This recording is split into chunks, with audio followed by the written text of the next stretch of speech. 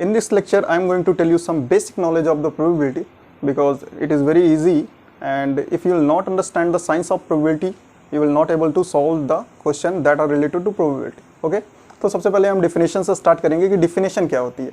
The chances to get the desired result. Okay? Suppose you are performing an experiment and the possible outcome that are going to be occur are called events. Okay? How many types of events are there, कितने तरीके के event होते हैं यहाँ पे. तो totally 4 तरीके के इवेंट होते हैं. The first one is mutually exclusive. मान लीजिए आपके पास 2 तरीके के इवेंट्स हैं. अगर एक इवेंट अकर हो गया तो सेकंड इवेंट अकर नहीं होगा. मतलब एक इवेंट अगर हो गया तो दूसरा इवेंट नहीं होगा. इक्वली लाइकली में जो प्रोबेबिलिटी पहले इवेंट्स की होती है वही प्रोबेबिलिटी सेकेंड इवेंट की भी होगी. ओके. डिपेंडेंट एंड इंडिपेंडेंट तब मैं बताऊंगा जब मैं क्वेश्चन सॉल्व कर रहा हूँ, क्योंकि दोनों में ज़्यादा डिफरेंस नहीं होता. आप मान सकते हो कि 2 तरीके के क्वेश्चन होते हैं. एक सिक्के को 2 बार उछला जाए, या फिर आप कह सकते हो कि 1 coin is tossed 2 times और 2 coin are tossed single time. There are 2 types of question. One is dependent and one is independent. Okay. So what are the topics that are very important for the probability? And these 3 topics are very important. The first one is permutation combination, second one is set theory, and third one is matrix. तो मैं permutation combination और set theory पे video बना चुका हूं, आप उसे जाके देख सकते हो. मैट्रिक्स इतना ज़्यादा इंपॉर्टेंट नहीं है तो आप इसको छोड़ भी सकते हो. ओके. प्रोबेबिलिटी क्वेश्चन को आप 2 तरीके से सॉल्व कर सकते हो. There are 2 method. The first one is you have to use the formula. आपको फॉर्मूला यूज करना पड़ेगा. Okay. The second one is general rules. That is the concept that you have made in your mind. Okay. मैं मतलब पहला तो आपको formula use करना पड़ेगा. सेकंड या जो आप कॉन्सेप्ट, सेकंड मेथड वो है जो आप अपने दिमाग में बना चुके हो. And this is the very very very important. दोनों से क्वेश्चन सॉल्व हो जाएंगे. तो मैं ज़्यादा प्रेफर करता हूँ जनरल रूल को. अगर कोई क्वेश्चन जनरल रूल से नहीं हो रहा है तब हम यूज़ करेंगे फॉर्मूला. हमने अभी बात की थी कि इवेंट्स की. There are 4 types of event. The first one is mutually exclusive, second one is equally likely, third one is independent, fourth one is dependent. So first of all, we will talk about the mutually exclusive. Mutually exclusive. That is suppose there are 2 types of event, event 1 and event 2. Okay. दोनों के एक साथ होने का मतलब है कि E भी हो और E2 भी हो. इसकी क्या प्रोबेबिलिटी होगी? क्योंकि मैं पहले ही बता चुका हूं कि म्यूचुअली एक्सक्लूसिव में एक इवेंट होगी तो दूसरी नहीं होगी, तो दोनों के साथ होने की प्रोबेबिलिटी क्या होगी? 0. जबकि इंडिपेंडेंट में क्या होगा? इंडिपेंडेंट में पहली इवेंट भी होगी और सेकंड इवेंट भी होगी. मतलब इवेंट 1 भी हो और सेकंड भी हो. इसकी क्या प्रोबेबिलिटी है? तो इसकी प्रोबेबिलिटी होगी कि इवेंट 1 की प्रोबेबिलिटी क्या हो? Multiplication of probability of event 2. These 2 results are very very very important. You have to keep in your mind. और मैं आपको एक बात और बताना चाहता हूं कि आपको किसी भी थ्योरम की कोई ज़रूरत नहीं है. अगर आपके पास बेसिक कॉन्सेप्ट है तो आप बिना किसी थ्योरम के भी क्वेश्चन को सॉल्व कर सकते हैं. मैं कुछ ट्रिक्स बताने वाला हूं जिससे आप ये पता लगा सकते हो किस जगह प्लस लगेगा और किस जगह पे मल्टीप्लिकेशन का साइन लगेगा. तो ट्रिक क्या है? तो ट्रिक ये है कि जिस जगह पे एंड होगा एंड, उस जगह पे आप क्रॉस साइन लगाओगे, और जिस जगह पे और आएगा उस जगह पे आप प्लस का साइन लगाओगे. इन दोनों को याद कैसे रखना है? हिंदी में आप जब बोलते हो और, एंड को क्या बोलते हो? और पे ये क्रॉस जैसा साइन लगा हुआ है, इसलिए आप क्या करोगे? क्रॉस, और इसको बोलते हो या. ठीक है. मतलब कि अगर आप क्रॉस लगा चुके हो तो दूसरा क्या बचा? प्लस. तो यहाँ से आप याद रख सकते हो कि किस जगह पे क्रॉस लगाना है और किस जगह पे प्लस लगाना है. Now I am going to solve some question that will make your concept strong. सबसे पहले आप क्वेश्चन को समझो कि क्वेश्चन क्या कह रहा है. क्वेश्चन कह रहा है कि यहाँ पर एक बैग है. कितने बैग? केवल एक बैग है जिसमें 2 तरीके की बॉल है, 8 ब्लैक बॉल है और 5 वाइट बॉल है. उसमें हमको क्या करना है? 2 बॉल को निकालना है बिना रिप्लेसमेंट के. मतलब कि पहली बॉल हमने निकाल ली है, उसको साइड कर देंगे, वापस बैग में नहीं रखेंगे. उसके बाद हमको दूसरी बॉल निकालनी है. तो क्या प्रोबेबिलिटी होगी कि दोनों वाइट बॉल होगी। ओके, मतलब कि पहली वाइट बॉल हो, पहली वाइट हो, और या फिर कहें एंड दूसरी भी क्या हो, वाइट बॉल हो।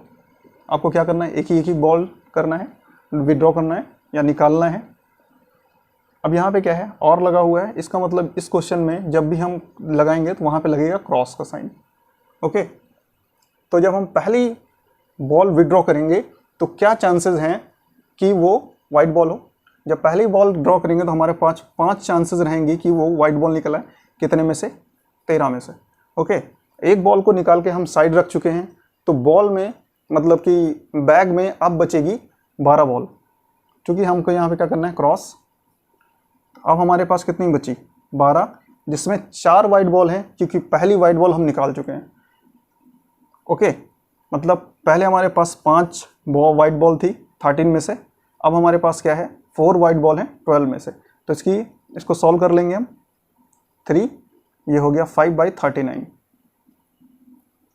Okay, probability of getting both the white balls is 5/39। ये तो जनरल रूल हो गया। फॉर्मूले कैसे करेंगे, फॉर्मूले का मतलब है यहाँ पे कॉम्बिनेशन लगेगा। ओके, कॉम्बिनेशन का मतलब कि 5C2, 5 में से 2 बॉल निकालने और 13 में से भी 2 बॉल निकालने, क्या होगा, यही प्रोबेबिलिटी होगी getting both the balls white. यहाँ पे क्या है, 5C2 को जब आप सॉल्व करेंगे तो आ जाएगा 10, और 13C2 को जब आप सॉल्व करेंगे तो आ जाएगा 78, और इसे जब आप सॉल्व करेंगे आ जाएगा 5/39 again. So both the results are equal. अच्छा, इस रिजल्ट को देख के आपको क्या समझ में आता है, इस रिजल्ट को देख के समझ में आता है कि जब भी आप कॉम्बिनेशन वाला रूल लगाएंगे तब वो क्वेश्चन विदाउट रिप्लेसमेंट का होगा। जब भी कॉम्बिनेशन का रूल लगाएंगे तो क्वेश्चन विदाउट रिप्लेसमेंट का होगा। मतलब आपने अगर रिप्लेसमेंट कर दिया तो ये फॉर्मूला नहीं लगेगा, तो आपको क्या करना पड़ेगा, आपको बेसिक रूल से जाना पड़ेगा, आपके जनरल रूल जो है उससे। तो इसीलिए आपको क्या है, प्रॉब्लम को डेप्थ तक समझना इंपॉर्टेंट है। ओके, ये क्वेश्चन मुझे लग रहा है आपको समझ में आ गया है। अच्छा, यहाँ पे ये क्या कह सकते हो, both the balls are independent, मतलब एक बॉल निकल चुकी है तो अगली बॉल क्या होगी, डिपेंडेंट की इंडिपेंडेंट, म्यूचुअली एक्सक्लूसिव तो नहीं है, क्योंकि अगर एक बॉल वाइट निकल चुकी है तो दूसरी भी वाइट निकल सकती है। ऐसा नहीं है कि दूसरी बॉल वाइट नहीं निकल सकती है। ओके, तो हम अभी ये नहीं निकाल सकते, ये निष्कर्ष नहीं निकाल सकते कि ये डिपेंडेंट है कि independent. Okay, but mutually exclusive तो नहीं है। अब आप इस क्वेश्चन को देखो, इस क्वेश्चन में क्या है कि एक एग्जामिनेशन हो रहा है, उसमें क्या है कि एक क्वेश्चन आया है जिसको कृष्णा सॉल्व कर ले, इसकी प्रोबेबिलिटी है 1/3, मोहन सॉल्व कर ले, इसकी प्रोबेबिलिटी है 1/4, और रमेश सॉल्व कर ले, इसकी प्रोबेबिलिटी है 1/5। ओके, तो आपको डिटरमाइन क्या करना है, डिटरमाइन करना है कि प्रोबेबिलिटी क्या होगी कि क्वेश्चन सॉल्व हो जाए। क्वेश्चन सॉल्व हो जाएगा मतलब कि तीनों में से कोई एक सॉल्व कर ले तो क्वेश्चन सॉल्व हो जाएगा। यही कह रहा है कि कम से कम एक तो सॉल्व कर ले। अच्छा, इसके ऊपर क्या है कि थ्योरम है, अब उस थ्योरम को रटने की ज़रूरत नहीं है। मैं आपको एक ट्रिक बताने वाला हूँ कि आप इस तरह के क्वेश्चन कैसे सॉल्व कर सकते हो। जब भी क्वेश्चन में एटलीस्ट की बात करें, at least one,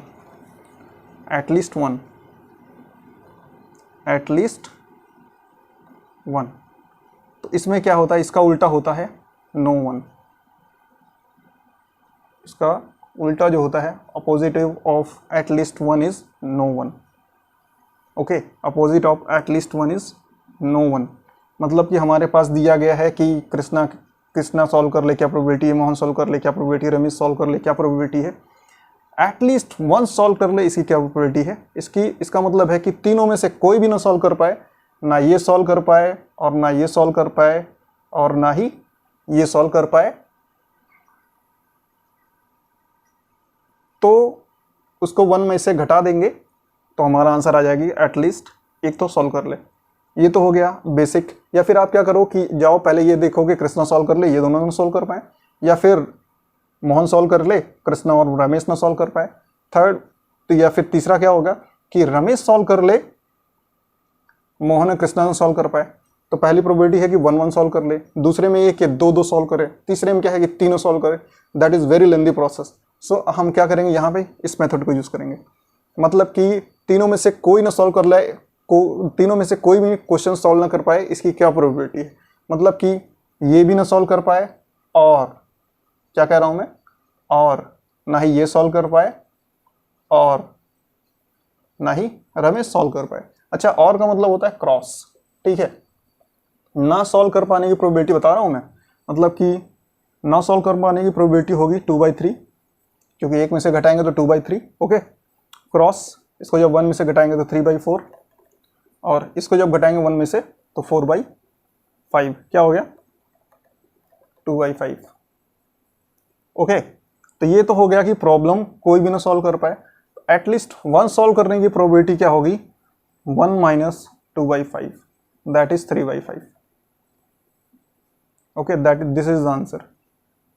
you can get the answer by, मैंने पहले बताया कि तीनों में से एक एक सॉल्व करें, फिर दो दो सॉल्व करें, फिर तीन तीन सॉल्व करें, तीनों का अलग अलग सेट बना के तीनों का ऐड कर देंगे बाद में, तो इतना आ जाएगा।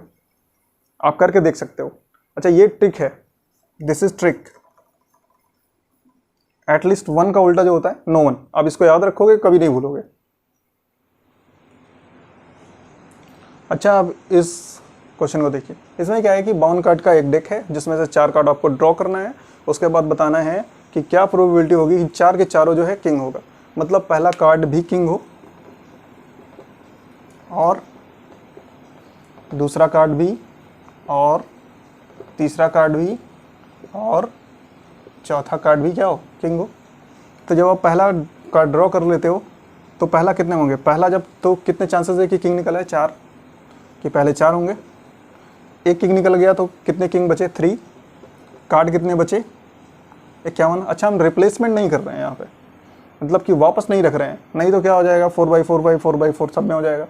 विदाउट रिप्लेसमेंट है क्वेश्चन। पहले 4 थे, 4 में से एक कार्ड निकाल लिया हमने तो 3 बचे।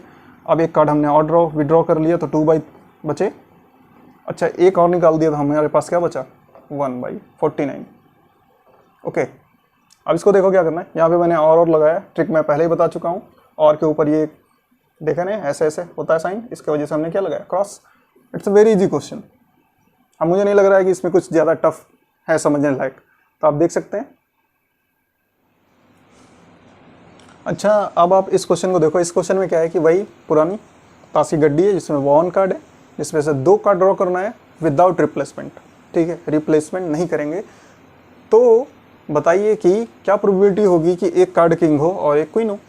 I think it's very easy. थोड़ा थिंक करो कि कैसे क्या कर सकते हैं। मतलब कितने किंग होते हैं एक कार्ड में? एक कार्ड में 4 किंग होते हैं और 4 क्वीन होती है। तो क्या प्रोबेबिलिटी होगी कि 52 में से पहला कार्ड निकले किंग, ठीक है। एक कार्ड निकाल चुके हो तो कितने कार्ड बचेंगे? अच्छा, क्या करना है? एक किंग हो और का मतलब क्रॉस, और दूसरा क्या हो? क्वीन हो। तो इसका मतलब क्रॉस करेंगे, कितने कार्ड बचे? 51। अब कितने क्वीन कार्ड है उसमें? 4। दिस इज, क्या ये आंसर सही है? थोड़ा सोचो, क्योंकि कह रहा है कि एक कार्ड किंग हो और दूसरी क्वीन हो। नहीं, ये क्वेश्चन अभी पूरी तरीके से सॉल्व नहीं हुआ। ये तो आपने केवल एक पॉसिबिलिटी देखी ना, कि पहला आपने क्या किया, पहला किंग निकाल लिया, दूसरी क्वीन निकाल ली। ऐसा भी हो सकता है कि पहला किंग क्रॉस दूसरी क्वीन, ठीक है। या का मतलब होता है, मैंने बता दिया, और लगा हुआ था क्रॉस, या लगेगा तो प्लस, पहली क्वीन हो दूसरा किंग हो। ऐसा भी तो हो सकता है, नहीं हो सकता? हो सकता है ना। तो यहाँ पे लगाएंगे प्लस का मतलब 4/52, मतलब पहले क्वीन निकाली, जिसमें से बाद में एक कार्ड निकाल लेंगे तो 51 कार्ड बचेंगे, और वापस इसमें 4 क्वीन कार्ड हैं। आप जब इन दोनों को मल्टीप्लाई कर दोगे तो आपका आंसर आ जाएगा। ये तो हुआ एनालिटिकल। अब इसको फॉर्मूले से कैसे करेंगे? फॉर्मूले से चेक करो कैसे। आपके पास कितने कार्ड थे? 4 किंग कार्ड हैं, 4 में से एक कार्ड निकालना है, ठीक है। और उसके बाद क्या करना है? 4 में से क्या करना है? एक क्वीन निकालना है। टोटल 52 में से 2 कार्ड निकालने हैं। जब आप इसको सॉल्व करोगे और इसको सॉल्व करोगे, दोनों का आंसर बिल्कुल सेम आएगा, कोई डिफरेंस नहीं है। तो आप थोड़ा थिंक करेंगे, मतलब कि ऐसा नहीं है कि क्वेश्चन आपको सीधा सीधा पकड़ा देगा कि आप ले लो भाई क्वेश्चन इजी है आप कर लो। नहीं, you have to do deep thinking. Without deep thinking you can't easily solve the probability question. Actually these questions are very easy, but you have to think. Okay,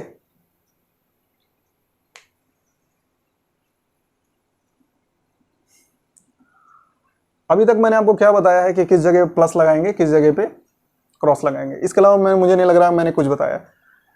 अब जब मैं अगला लेक्चर बताऊंगा तो उसमें मैं थ्योरम के बारे में अच्छे से विस्तार में बताऊंगा। There are two types of theorem, the first one is for mutually exclusive and the second for when the events are independent. तो two types of theorems are there. अब मुझे नहीं लग रहा है कि मैंने आपको पहले बता चुका हूँ कि थ्योरम्स की कोई ज़रूरत नहीं है, इस तरह सॉल्व करोगे क्वेश्चन हो जाएगा। अब जितने सारे क्वेश्चन सॉल्व करोगे आपका कॉन्सेप्ट उतना ही ज़्यादा क्लियर होगा। Without solving the question you are thinking that you can solve the question, you are totally wrong. Every question has unique identity. So if you are going to solve one question, you should not think that the next question will be based on the first one. Okay. So if you have any query, you can comment on the comment box. So we will meet in the next video. Thank you.